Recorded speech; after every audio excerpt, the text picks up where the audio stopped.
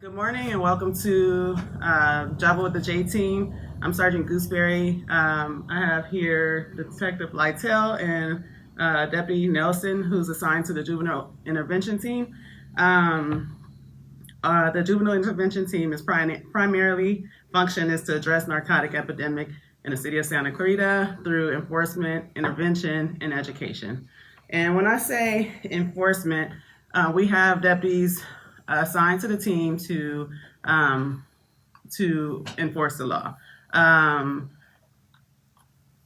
If someone is caught with in possession of illegal substance, they will be arrested. However, our primary goal is to get help. We don't want to see people locked up for years for an addiction. We want to get help, and there is help out there. So we do have an interventionist specialist who's not here today, and he provides us with you with resources.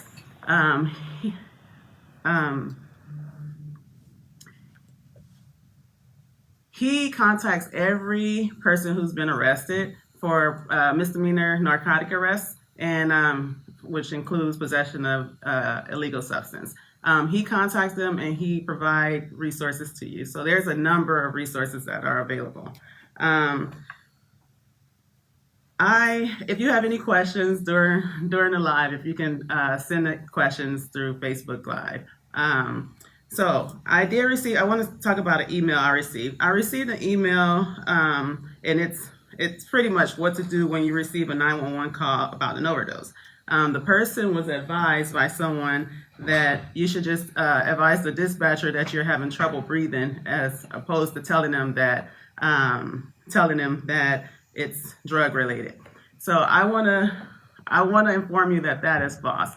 That is incorrect. We want you guys to tell them that it is drug related, and I'm going to pass it to Deputy Nelson and Detective Lytell to explain why and what we do when we know that it is drug related. All right, good morning. I'm Deputy Nelson. Detective Lytell. Just want to kind of piggyback off of what Sergeant Gooseberry said. I'll kind of go over a few questions that we had previously emailed. Some people were asking, what is Narcan? So it's an antidote used for an opiate overdose. It only works on opiates. So if you think that they're using some other kind of drug, it's not going to work. It's also not going to work on alcohol. It's going to take about 2 to 3 minutes for it to take effect. So if you administer the Narcan and are like, wow, they're not coming back, it can take up to 2 to 3 minutes for it to actually take effect. Once it does take effect, make sure you are then looking for a rise and they're coming back. You're turning over to their side so they're not throwing up in their mouth. The effect could last up to 60 or 90 minutes. And then they should immediately seek medical attention. Then you go see a doctor. Another question was, how does it work? It's basically an antidote that reverses the effect of the opiate. Yeah. So when people are on heroin or fentanyl, which are similar in effect, fentanyl is much stronger. They can go into respiratory failure, and their heart rates can actually drop to the point where they're not beating. That's how they're actually overdosing, or they do vomit in their own mouths and they drown in their own vomit. It gets in their lungs or whatnot. So the Narcan is reversing that effect and spiking them so they can come out of it. And if you do administer Narcan, be very careful, because they can actually come out and be very belligerent because you've just taken away their high. Go ahead. And they'll be right where they left off, wanting to try and get that high again. So just be vigilant with that. So like my partner's saying, you will be looking for different signs: slow heart rate, gasping for air, not breathing, unresponsive, pale skin, blue skin, stuff like that. Somebody asked, can it be used if it's expired? So we've been told, and I've looked it up myself, if it is expired, it's not going to hurt anyone. However, it might not have the same effect or dosage. What's that? Potency. Yeah, so just keep that in mind. Also, if you keep it in a very cold environment or in your vehicle where it gets very, very hot out here, same thing. It's going to lose its effect quicker than it even says for the date for expiration. Also, if you come upon someone who actually overdosed on fentanyl, you also need to keep yourself safe. It doesn't take very much, as much as 3 milligrams, to actually kill you. So just be wary of needles, powders anywhere in the area, of anything that could cause you to also be sick, because you're no good if you go down and they're down too. Recently, we did make a couple of significant arrests with a significant amount of fentanyl in the area, and we're hoping that these names will actually cause less overdoses in the area, because they were very popular people who were selling them out here, who were selling fentanyl and heroin, mix of both out here. Okay, another question was where can we purchase Narcan? So pretty much any pharmacy, from what I looked up, CVS, Pharmacy, Walgreens, and Rite Aid all have Narcan. Cost is typically about $94.99 without insurance. Now you are going to have to talk to the pharmacist, and the pharmacist they are required to give counseling or different places for rehab.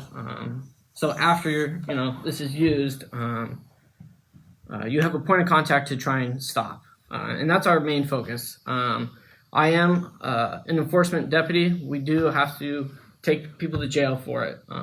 But however, when we're done, bottom line is that we want to see this not happen again. My partner, Deputy White, and I, we try and talk to them inside the jail, and kind of have a heart-to-heart. We don't want to see people in jail. This is a horrible pandemic that we have going on, and we'd like to see people, do better for themselves. It's sad.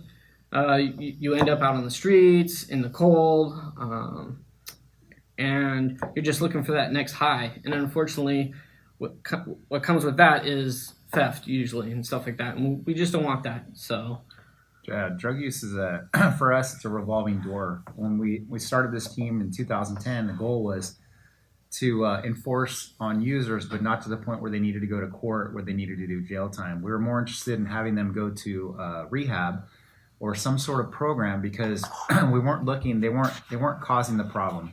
The users aren't causing the problem. It's the people selling it to them, and it's so available in this country now. It's a product that people want. And the problem is it's so easy to get it here, and it used to be manufactured here, like stuff like meth used to be manufactured here a lot, but now it's not. It can be made cheaper in other countries, and once it gets here, it's much cheaper, and it's so easy to become addicted to it. But like I said, we weren't after the users.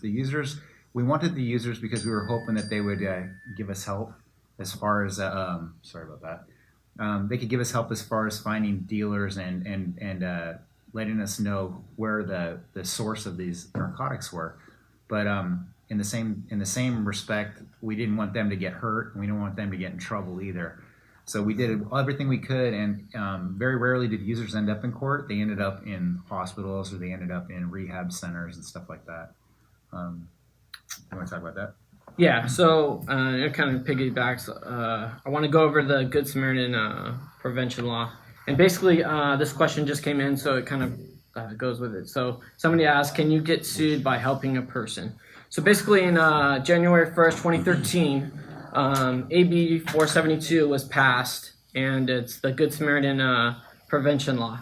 Basically, it's stating that if you need medical attention because you're overdosing, you're not going to get arrested because you have narcotics in your possession.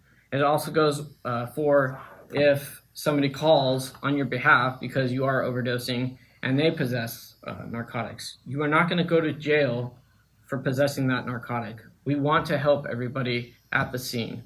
We also don't want you to become afraid and not tell us that you guys used a narcotic, because medical staff needs to know what they need to do to help that person. And if you're sitting there saying that it's just a medical reason, we might not be giving them the Narcan that we need to be giving them. So please, please, please know that we are not there to arrest you if you need medical attention. Yeah, we and also we need to know what type of drug it is, because similar effects can happen for different reasons, and antidotes won't always work for, like you said, Narcan will work for opiates. It's not going to work if you're overdosing on something else. Obviously, some effects are very much different, but we're not, when we're getting to a scene, we see somebody passed out, it doesn't mean we're an expert on what they took. So we need, if you know the information, like he took heroin and it was dipped in fentanyl or something like that, that's something we really need to know. It'll help us, help the firemen or the paramedics who get there and the ambulance, so they know exactly when as much information as we can get about that overdose helps the doctors, everybody who's treating that patient. And when I say patient, I mean patient. I don't mean criminal. I don't mean arrested person. I mean patient. We do not want people to die. That's our main goal. We do not want people to die, and we want to arrest the people that are bringing the dope here, narcotics. Right. So it all comes back to, I think, communication also. I know we talked on this last time we had the coffee with the J team. Parents need to start communicating with their kids. Travis, I believe it was last month at the symposium, he had a good video that is on, what is it on? On Defy's website. And it kind of goes over how a parent can, go into a room and hopefully find where they might be having vape pens. And we're starting to see an uptick of vape pens having fentanyl in them. So be very, very careful. And that's where it becomes important for us to know what is going on at the scene, because we don't want firefighters or us touching something that is fentanyl, because it can be very, very dangerous. So I just kind of wanted to go over, since Travis isn't here, some of the outreach places. There's Action, Family Counseling.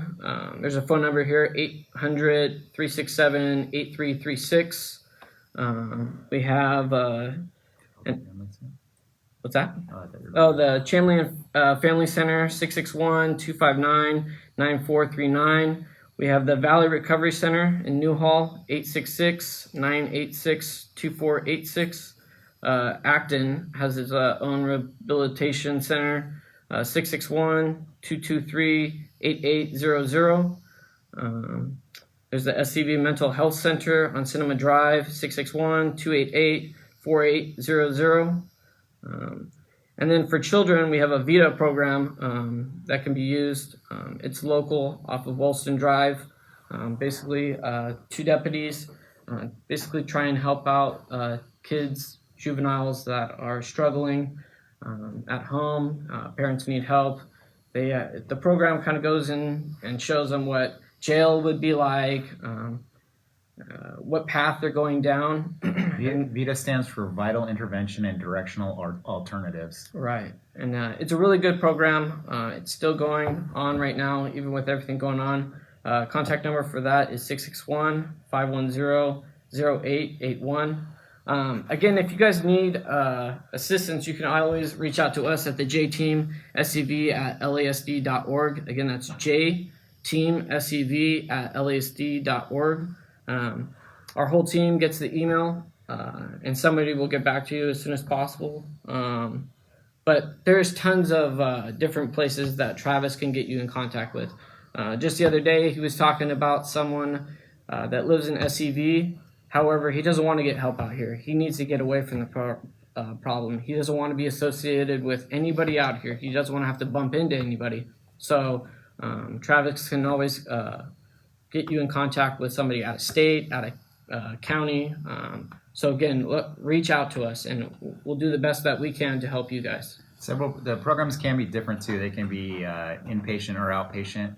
A lot of the people that I've interacted with actually seem to do better on inpatient, where they spend more time away. And that, like you said, it's not just in Santa Clarita Valley. It can be anywhere in the country. Insurance also actually helps with that. Just one more thing about fentanyl. A lot of people that are using are actually looking for fentanyl. They're not only trying to get heroin, they want fentanyl because it's actually so strong. The scary thing about that is that a lot of them realize the risk. They understand that if they take fentanyl, it's very much going to end up in death. And that's the scary part, because they're not really it's not so much a overt suicide, but in fact it can be. And so there is a mental health issue that you also have to deal with, and a lot of these places actually help with that too. They're not just saying, hey, we need to detox you. It's not just your blood, it's actually what's in your head too.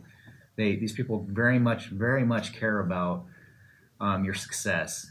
We care about it because we don't want if our goal is just enforcement and to arrest people, then we're losing a battle. We're never going to win if people don't decide to not use drugs and to actually turn their lives around. Then we're fighting a never-ending battle. We're just sticking our fingers in a dam. A lot of stuff that's changed since I first went to patrol and now is we used to get a lot of marijuana in a car, which was that was almost natural if we pulled a car over. And what I see now from my years of experience is that a lot of these cars that would be filled with marijuana now have meth pipes in them or needles. So what happens is the drugs haven't changed, but the people have changed, and those have become more acceptable in society, that's fine as far as enforcement goes.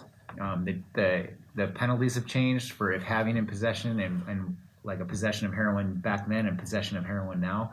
The penalties have changed, but the people are still the same. They're still addicts, and we want to try to diverge from that and get you into programs and stuff like that, so you can see that your goal in life may be to help somebody else, and maybe to get them off the drugs and get them to turn their lives around, because a life of an addict is not a great life.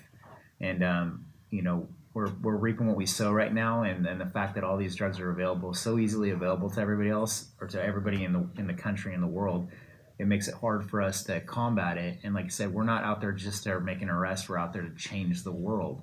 But if we don't have the help of these programs, if we don't have the help of previous addicts, and we don't have help from people that are higher pay grades than us, then it's hard for us to actually make a difference. And without the public knowing what the problem is, nothing changes. So we need you, especially with the parents who have younger kids that are being exposed to this right now. I have a 13-year-old kid who's just about to hit that kind of someone's whistling, about to hit that part of his life where it gets very difficult. So I'm just hoping that I can be a good influence on him and not be too militant about it, but I want him to be exposed to it. And I hope that you expose your kids to the fact that not everything's easy, not everything's going to be perfect for them, but they need to understand that there are drugs out there and they can make a choice. And my choice growing up was not to take drugs, but I had friends who actually did take drugs. It doesn't mean they're bad people at all. They're actually really good people. But at the same time, that was my choice and that's their choice. I can introduce Jonathan. Yeah. Okay. So from Insight, I have Jonathan and Ivan, and they're going to go ahead and tell us their story. You want to? I don't mind. Okay. They're going to go ahead and tell us their story, or at least Jonathan right now. And then hopefully that'll see that programs do work, and that we want everybody to survive and succeed. We don't need stats, but we do need people to be alive. So without further ado, we're going to leave the camera and Jonathan will come up. And Ivan. How's it going? My name is Jonathan Garino, and I work for Insight Treatment Centers, and I'm also in recovery, alcoholic and addict recovered currently. My name is Ivan Lozano. I am a drug and alcohol counselor at Insight Treatment Programs, and I am also in recovery. So, well, first and foremost, man, I want to thank you guys for sharing about the epidemic we're having here, right? Especially during COVID-19. And I do want to say that if you are an active addict and you are using fentanyl actively or heroin, whatever the case may be, that if you are allergic to naltrexone, right, or naloxone, the Narcan's not going to work, and it's going to make you feel more sick. And for those that don't have a Narcan, I would advise you to go find one. A place they usually give them away for free. If you hit treatment centers up that are nonprofit, to hook you up with the right people, show you how to use it, and so you can have it in your pocket. And I'm not really big on crutches, and because it's really just a Band-Aid over a bullet wound, if you think about it. But in this case, if this is going to save your life to have a conversation with a professional, I'm all for it, right? Once again, my name is Jonathan Garino, and I am an alcoholic. I grew up in the other lower parts of LA County, I guess, and got introduced to a lot of subcultures that LA had to offer, in a sense, at a young age. The household I grew up in, I had an active father that was actively using cocaine, and back in the 80s, it was a big deal, right?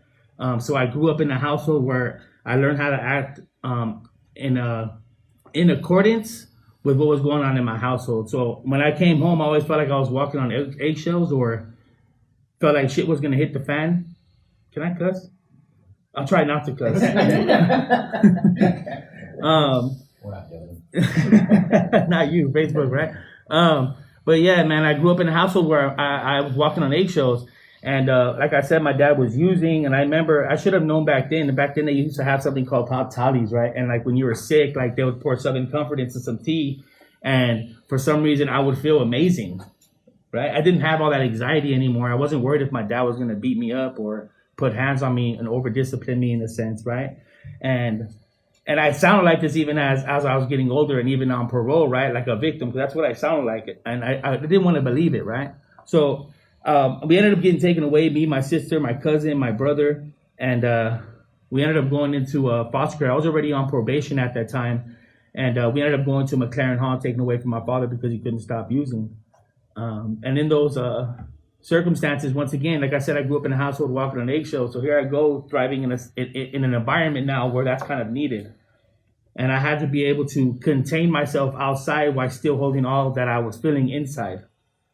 It wasn't until that I was 13 years old, actually, let me go back a little bit, that I started smoking weed and doing all, like, drinking alcohol and getting drunk. And it wasn't more on a regular basis, but I do remember like some corny people, or at least I thought they were corny at the time, telling me that was a gateway drug. And I was like, you don't know anything about me. I'm not going to end up like my dad, So like I said, ended up in these places, and they separated us.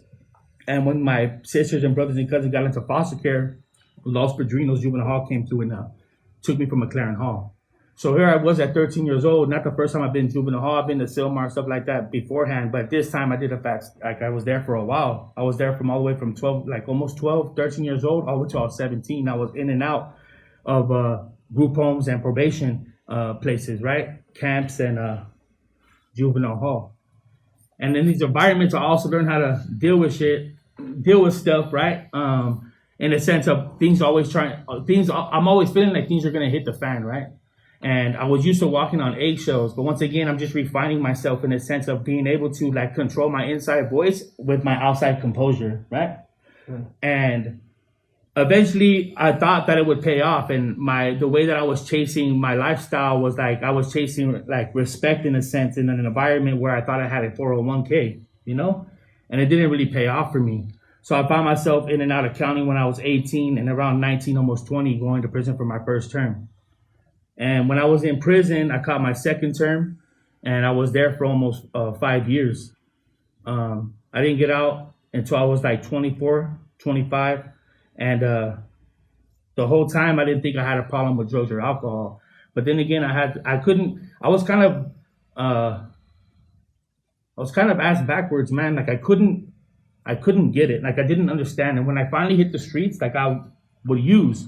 But when I was locked up, I couldn't be chill and deal with how I was feeling and keep my composure, even though I was kind of faking it till I made it, right?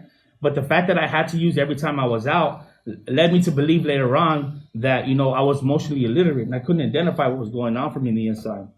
And I know that sounds corny for those that are listening that kind of come from my background, right? But my biggest strengths that I found out while getting sober was that I was able to kind of, in a way, articulate how I was feeling that kind of took away some of that energy of what was going on for me.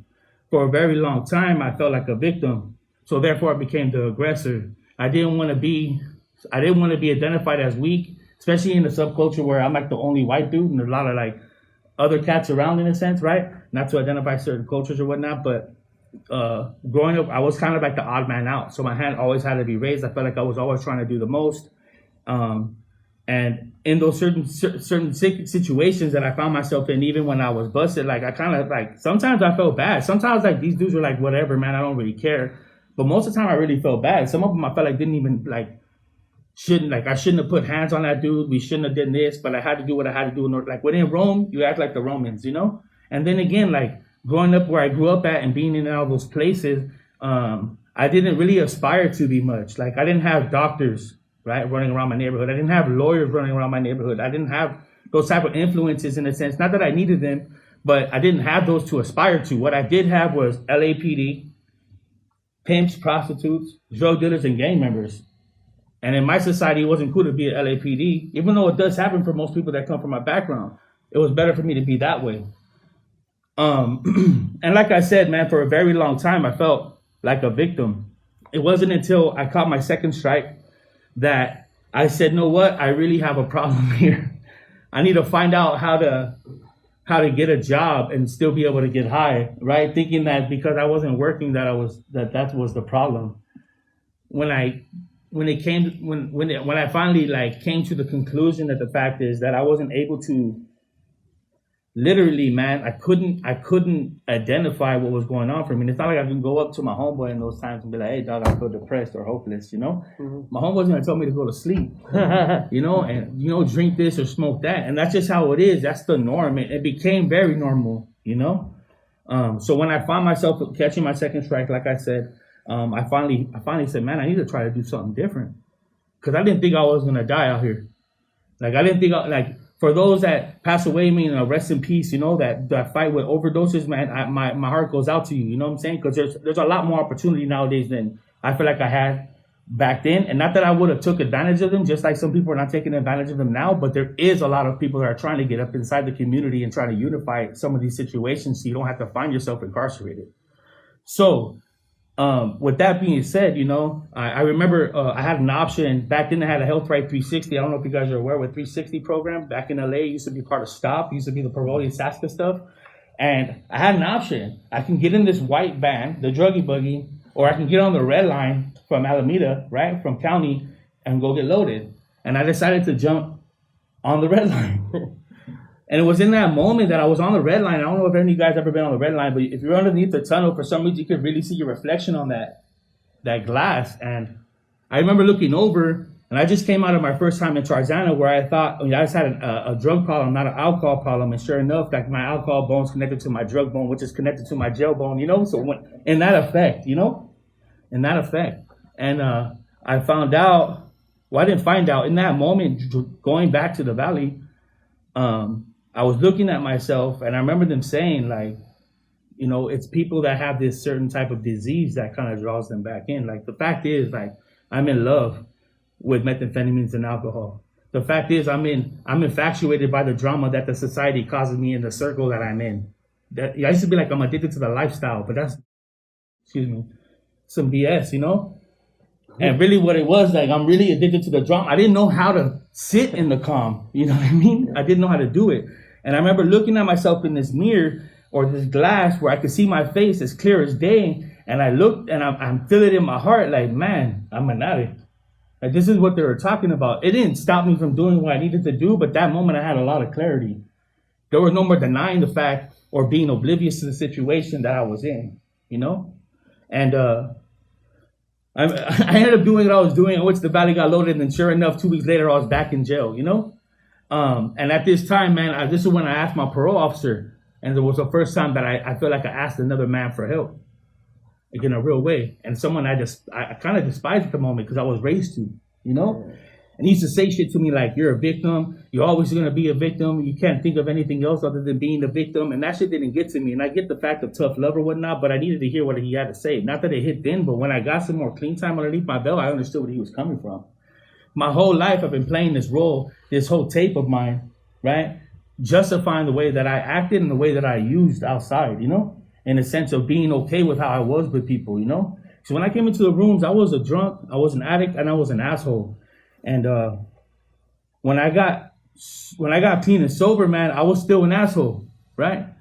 And but with the 12 steps and other men helping me become this like grown person, you know, a grown man rather than a hurt little boy, I was able to see that I could become less of an asshole.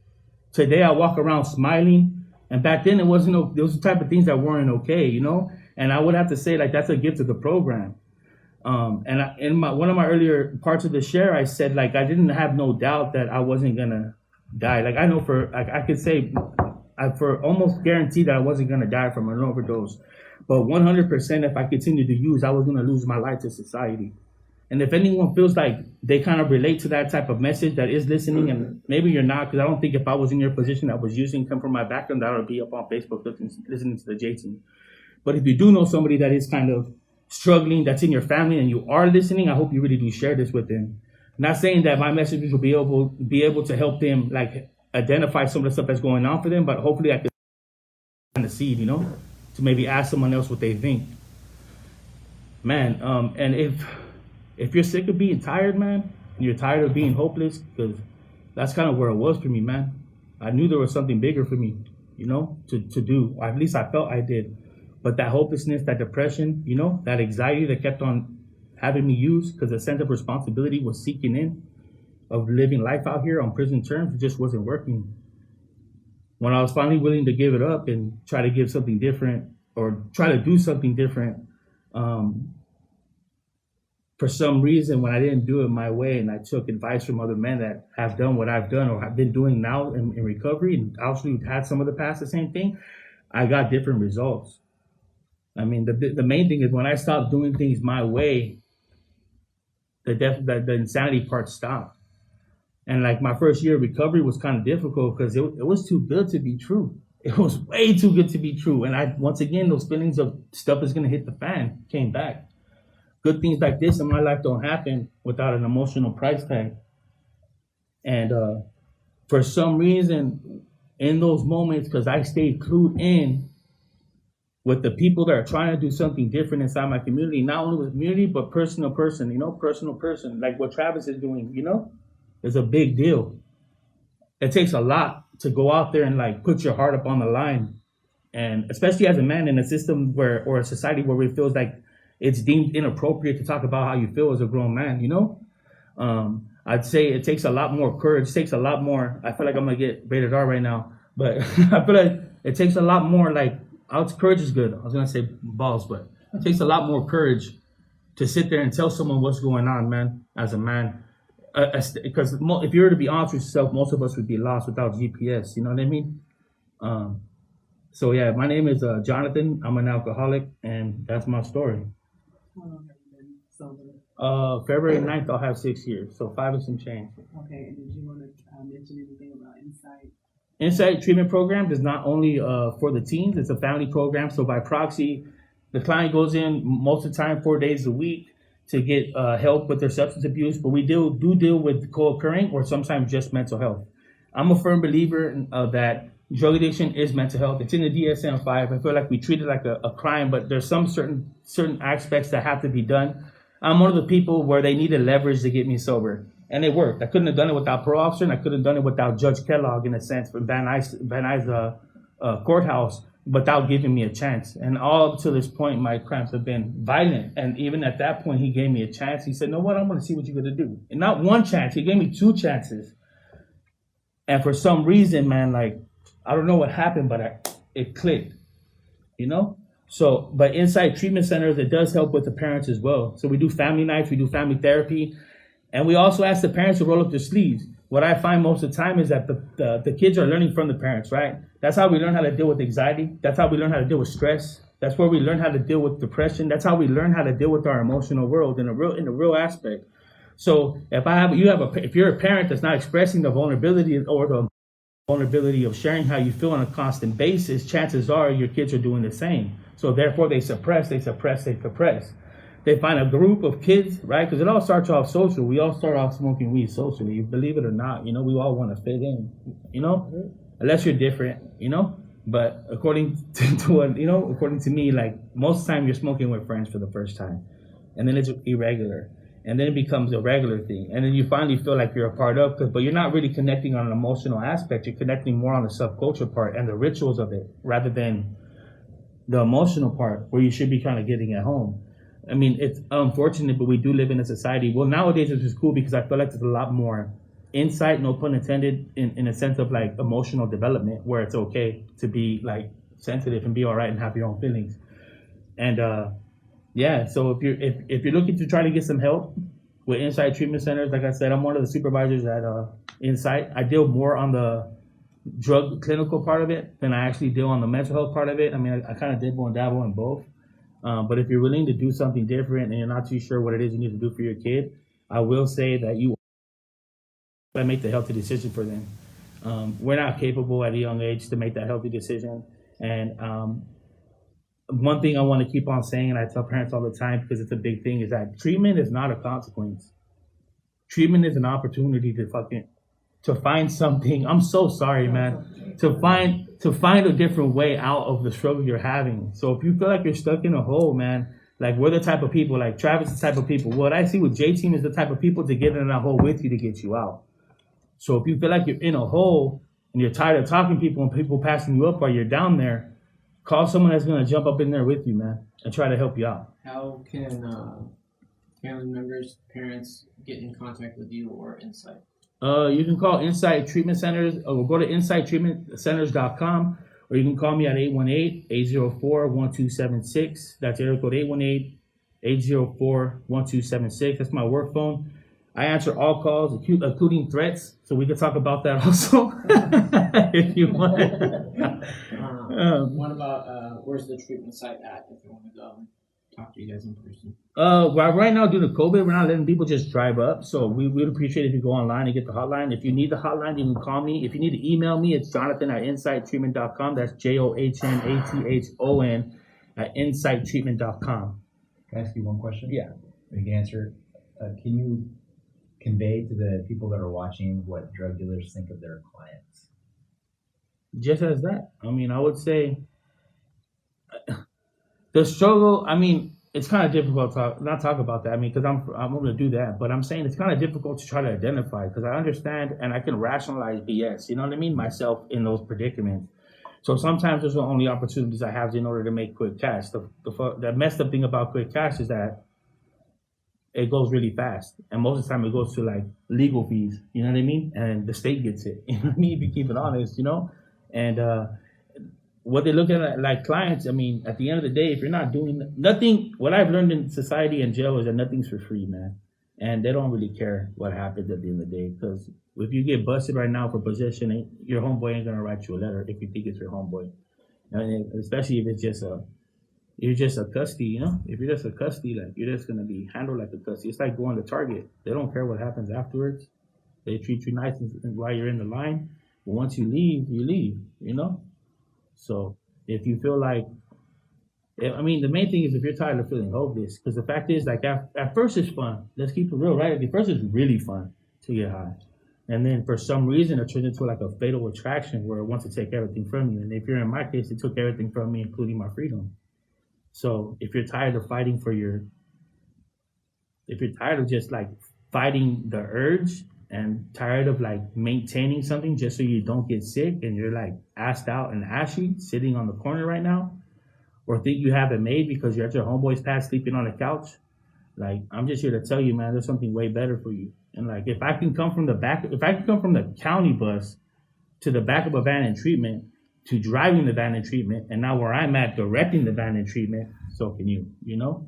I just want to say thank you to all the viewers who tuned in. Thank you, Jonathan. Thank you, Ivan. If you have any further questions that you did not email or you did not send to Facebook Live, go ahead and email us at jteamscv at lasd.org. Again, jteamscv at lasd.org. And for now, thanks for tuning in. Thank you.